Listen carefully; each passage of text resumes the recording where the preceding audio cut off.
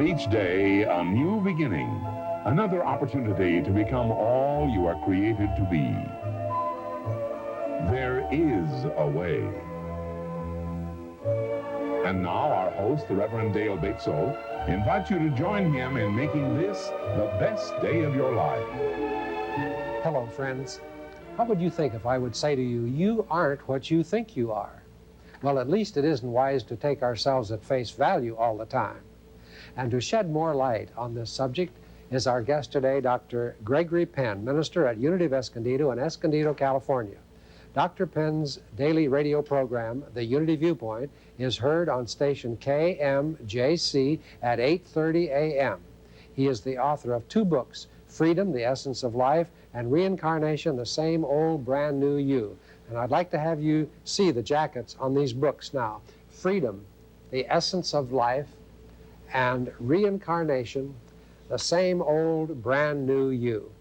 If you would like to be in touch with Dr. Penn, and or if you'd like to order either one or both of these books, write to us and we will send you one of his brochures, which will make it easy for you to contact him and or order the books.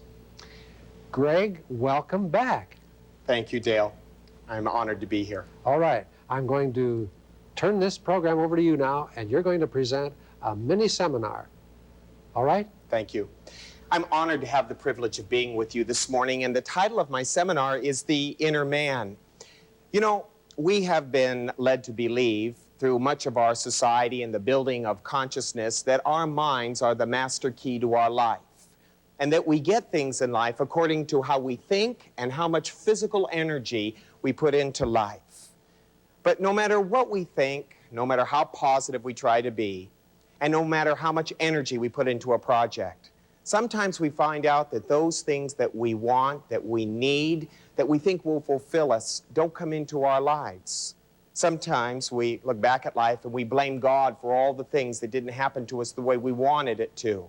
We say, well, maybe it wasn't God's will that I have this good. Remember something, ladies and gentlemen. Life cannot give you what you want or what you wish for. Life can only give to you what you are in the depths of you. We divide our results, or have a house divided, as Jesus called it, whenever we think and just feel within ourselves that our actions and our thoughts are the only things that make things happen. There are other powers within us that we do possess, inner motivations and motives that make things happen. Sometimes we take ourselves at face value too much, and we need to take a look at the inner man. This morning, I have but recourse to some cartoons and some symbols to help illustrate the point that I'd like to show you on how sometimes our house is divided. Let's look at our first cartoon here for a moment. We will be dealing with these cartoons all in a similar way. Here we have the outer man symbolized by the orange form. And on the outside, this man is saying, I am making it big. This is an individual who is living his life for outer possessions, for objects. He's very concerned about how much money he has. He's very concerned about the car that he drives. He's very concerned about the home he lives in and the people that he is seen with. This is a person who thinks that he has marvelous and sensational values in life. And if you will notice, all of those values always seem to equate to something in the physical. If we were to look at this man in depth, as we will right now, we will see that he isn't what he appears to be or what he thinks himself to be. Though he is working very hard mentally to keep a positive attitude, and though he is working very hard in the physical to make things happen, and he thinks that he's making it big because he is gaining objects, if we were to look on the inside of him, we would see a man on a treadmill. And here he is on this treadmill, running and running and running, blindly chasing after some carrots, which represents his values, his false values in this sense. And here, of course, because his inner eyes are blind, so are his physical eyes to the real value of life. Jesus gave us a dynamic concept on this, a very powerful and loving one. He said, what has a man profited if he gains the whole world but loses himself? This is a man who probably will gain the whole world in life. But the sad part about it is he'll lose himself. For the true value of him is not found in the carrots that he has dangling before him, But right over here, over the corner of his shoulder, here I've symbolically put his spiritual heart. Here is the heart of his being, the essence of him. And if he would just take his blinders off and he'd look over his shoulder, he'd understand a basic principle that Jesus gave. It's a master teaching that all great teachers, masters, people of spirituality have given to us. He said, "Where you find your treasure, there shall you find your heart also." You see, the treasure of us is not in the things that we possess, not in the things that we accumulate in the physical world. Those are false values. They will diminish as time goes on. The greatest value lies within us, within the depths of our being, in finding that presence of God, the source of our good in our life, and learning to work with that. There is the real value of life.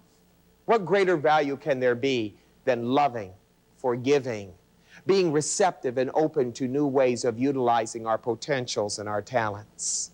The first great spiritual pitfall that many of us face in our spiritual progression is choosing the right values in life, the things that bring the good treasure of our heart into living. Let's look at another spiritual idea, pitfall we sometimes tend to fall into. Here we have a man who on the outside, and it's symbolized by this brown line, has his hands out, okay? And his comment about himself is, "I am in need. I am in need." And this is the kind of person who outwardly never seems to have the things that he wants. He toils a great deal, but things didn't work out for him. And sometimes he feels like, well, life didn't give me the breaks I should have, or I didn't have the upbringing, the education that would have furthered myself. This is the type of individual who's always got his hand out, always looking for an opportunity, looking for a bargain, trying to get something for nothing out of life. And while he always has his hand out, people often feel sorry for him and they say, well, he's been deprived or he hasn't had the great opportunities. But if we were to look deep down inside of this man, we'd find the motive for his poverty and his limitation. If we look inside, we have this other individual, this other side of his nature, symbolized by this man who is reaching up for a bag full of more money while he is withholding the bag he does have behind him. You see, the truth of this man, ladies and gentlemen, is that he is not in need. This man is in greed. And greed is far different from need. This is a man who says, world, I want good to come into my life. I want prosperity. I want beautiful things, but don't ask anything of me. Jesus, again, I use him as an illustration here because of his beautiful master teachings, gave us a work on this. He said, to he who hath, more is given. But to he who hath not, even that which he has is taken away. This is a man who hath not. He hath not the understanding within the depths of his being that the source of his good lives right here. And there's his heart right there, the source of his good, the treasure of his being. But his head is turned, always looking for something to be handed to him in the physical. He never quite realizes that life is a spiritual experience. He has not the compassion to give. He has not the understanding that he is the first cause of life. And all of life revolves around us as first cause. Whatever is my attitude, whatever my heart renders, if I'm in greed, if I'm feeling like I don't want to give, but I certainly want to receive, I don't want to be in the flow of good, but I certainly want good to come to me, we have not the heart to have good things come to us. And even the good things that we have, as this man illustrates, shall be and will be taken away. But let's look at the other side. To he who hath, more is given, Jesus said. What does that mean? To he who has the understanding, the depth, the clarity of consciousness within. To he who has the courage within his heart to give of himself lovingly, unconditionally, with the idea that God is my source. God is the direction of my life and the fulfillment. To he who has this understanding, even more is given. Let's look at another spiritual pitfall. This one I have seen so often in my career, and it's one of the saddest ones that people get involved in.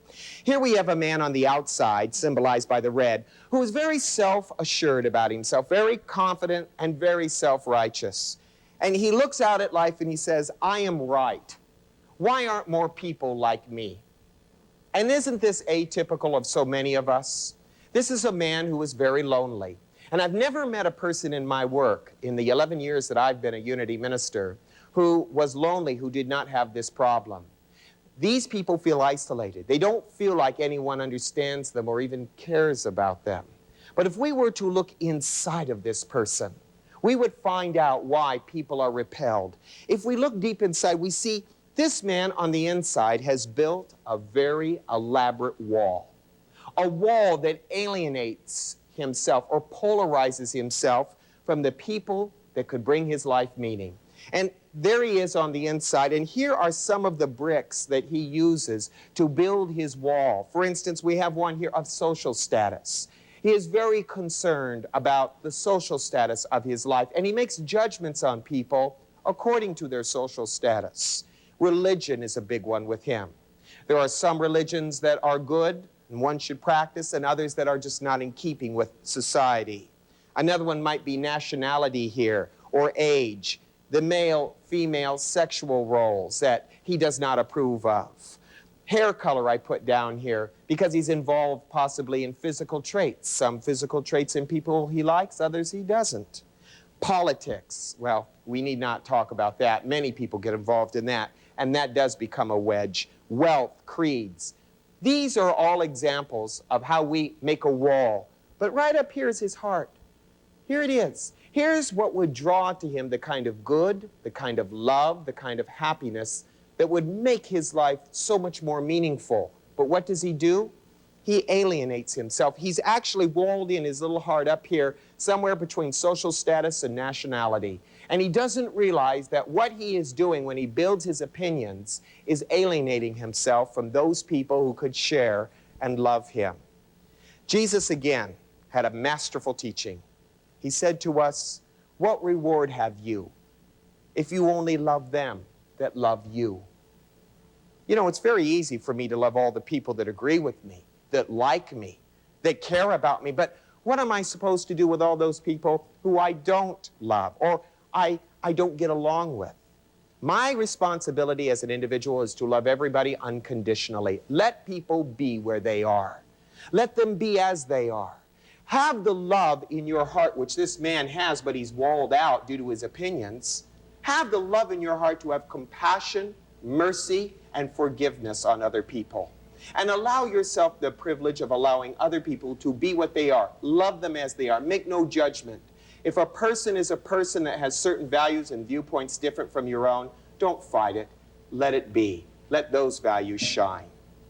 Loving one another unconditionally is truly the most important thing that we do. It's time now that I turn the program back over to Dr. Batesole. Dale?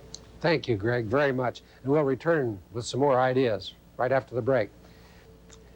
Our discussion today is centered around the inner man.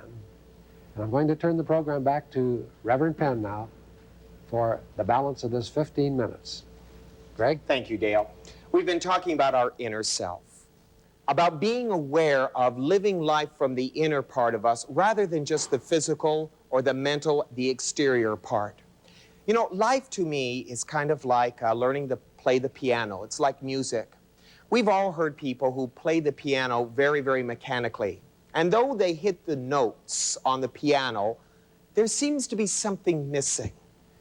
There is the other type of person who plays the piano, who is not so interested in just the mechanics, but they can put their heart into the music, and they make the music sing. They give the music feeling and vibratory power because they put their whole self into it. That's what we have to do with life. We can't go through life just mentally and physically trying to manipulate our way through. We have to give life from our heart into living. I would like to illustrate a few more spiritual ideas of the inner man. And in illustrating them, these are some of the pitfalls that we tend to fall into, and I'd like to help you learn how to heal them. Let's look at our next example here. Here we have a man who has done a very, very elaborate job in making his physical exterior look quite elegant. He has the proper diamond ring on the proper finger here. He has lots of money in his hand, the amount of money that any person who is supposed to be rich is supposed to have. But if you'll notice, there are a few other things here that are a bit different. He has no eyes. And the beauty of him, the heart of him, he's absolutely pushed out of the center of his being. He doesn't even realize he has it. And his comment about himself is quite arrogant and egotistical. It's, I am awfully handsome and filthy rich. You know, we are obsessed in this country with our looks. I was recently reading the Wall Street Journal, and I'll bet you know exactly what one product is absolutely inflation-proof. It's cosmetics. It seems that we as a nation are very, very caught up in how we look, not so much what we are on the inside. We've been told by motivational speakers and people that first impressions count, and that when you're going to meet someone for the first time that you should look your best. But has anybody ever bothered to teach us what looking our best really means? Is it just a physical trait? Is it the clothes we wear, the hairdo we have, the makeup we put on? Let me say something to you. If you're about to meet someone who is genuinely important, I mean really important, they're not going to be looking at how you appear to be. They're going to be looking right through you to your eyes. And in your eyes, they're going to find out not how you appear to be. They will perceive what you are. And the beauty that lives within you is more important than the physical beauty you think you have in the biological. This man has not learned this particular lesson. And though he has done an immaculate job with his clothes, if you were to look into his eyes, you would see nothing. You would see a blank, empty stare, an empty, sad person, because in the midst of him down here, in his inner man, you see he has a monster raging on within him. And his clothes are nothing more than an elaborate scheme to try to cover up the monster that lives within him. Many people feel that clothes make the man. But the real truth of the matter is, beauty is as beauty is derived from the inward part of us. And if our man were just to look up here and bring his heart into the center of his being, he would find the beauty of his life. I'd like to discuss with you now what the real beauty of his life is. What is this monster that he seems to have inside of him that he is so eager to cover up? Well, that monster is a very important one. It's a form of self-abuse. He does not love himself. He does not take time to understand the beauty of his nature. This is a man who hasn't taken time to understand that he is a spiritual expression of God. He looks at his past, and he looks at his inadequacies, and he tries to cover them up with something in the physical so other people won't see that he's not the person he'd like to be. But all we need do to heal this is give expression to the beauty of ourselves. The beauty of you and the beauty of me is not in the clothing that we have, it's in our heart. The most beautiful aspect of all of us is, how willing am I to give my love to you, unconditionally, without fear? How willing am I to let you see how vulnerable I can be without being afraid that you will hurt me?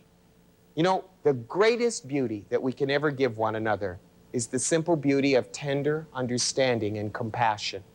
To look into another person's eyes and to understand that they have the right to be limited, they have the right to be frail, but you can look even deeper to see the power, the beauty behind every single person. Beyond the frailty and beyond the limits is the beauty of us. This is one of the most difficult of all spiritual pitfalls to get over, but certainly a necessity. Remember, life doesn't respond to how you look. Life responds to the beauty that lives within you. Let's look at another one. This one definitely is a spiritual pitfall that many of us have difficulty with, and I want to re-illustrate this point in many ways because it truly is the most difficult of all. This is the threshold, after you've passed all the other ones, that you must get through to have what we call enlightenment, or the clear vision of oneself. Here we have a man, symbolized by the pink, looking out into the physical world, and he says, I can see. This is a man who has done a heavy-duty job on his intellect. This is a man who looks at life purely from a logical, human, scientific point of view. This is a man who, for instance, who would read the Bible literally and take every word literally. This is a man who judges according to appearances. This is a man who, when told that there is a greater potential that lives within, cannot absorb that potential and let it expand. Jesus said, "Perceive ye not, and do you not, having eyes to see, and having ears to hear? Have your hearts so hardened?" You see, though this man may see, this man cannot perceive. And perception is the point of view. The thing that covers his real vision, his inner vision, which is his perception, is his human logic, which he is blinding himself with, his human reasoning, his human intellect, judging life according to appearances, which is what Jesus told us not to do. If he would only look over his shoulder, if he would only look right over here in his shoulder, he would see deep down within himself his heart. The treasure of his being is his heart. And he would see that his heart would give him the wisdom, the understanding, the knowledge, and the insight to bring forth good. Today, for the rest of your day, instead of looking at life from what the doctor tells you, or what the newspaper tells you, or what the news tells you, start looking at life from what your heart is telling you. There are infinite possibilities for healing, happiness, and prosperity. And though your human rational mind cannot figure it out, your heart knows where to go. Your heart knows the way of God right over here. And if you'll just tune into that perception and be open to it, the beauty and the power and the meaning of life can be yours. The greatest insight we have is not our brain.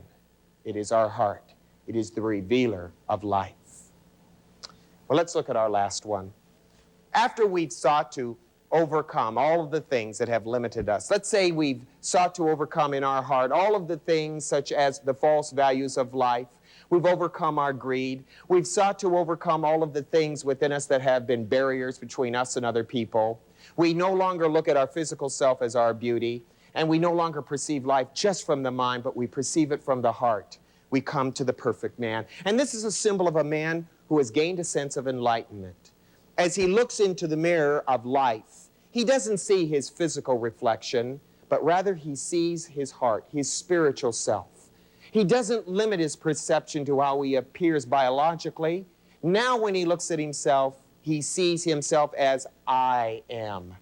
I am not a human being. I am not limited by my nature. I am the expression of the infinite. And the infinite, that presence of God which we talk about, is love. When we can look at ourselves in the mirror of life and see our heart, rather than our mistakes and all the broken dreams we've had, we tend to take on a life that is more fulfilling, more rewarding. You know, I've tried in this little seminar to offer you the keys to yourself. The keys which Jesus called are the kingdom of heaven. They live in your heart. As we take more time to dwell in the soul and in the heart of us, rather than in the mind and the biology of us, we begin to find a new sense of meaning and purpose. Life gives to us what we are from within, not what we think we are and not what we do. Life is a giving experience, and it works from your heart. Thank you for the opportunity of allowing me to share with you, and God bless you. Thanks very much, Greg. That was wonderful. Our viewers are richly blessed, I'm certain. Friends, our guest today has been Dr. Gregory Penn, minister of Unity of Escondido in Escondido, California. We talk much on our program about the power of positive thinking, and oftentimes we do not emphasize enough the influence of the heart on our lives. As you are thinking about the ideas Dr. Penn has shared with you, will you remind yourself that you should let your heart express through everything you think, feel, say, and do? Why not affirm that with me right now? I let my heart express through everything I think, feel, say, and do. Say it with me. I let my heart express through everything I think, feel, say, and do. If you need a little upliftment today, if you have a challenge that seems insurmountable, turn right now to your heart and let your heart express through everything you think, feel, say, and do. And you'll find you can lift your life to a new high level of experience. Thanks for being with us. Be sure to join us for our next program.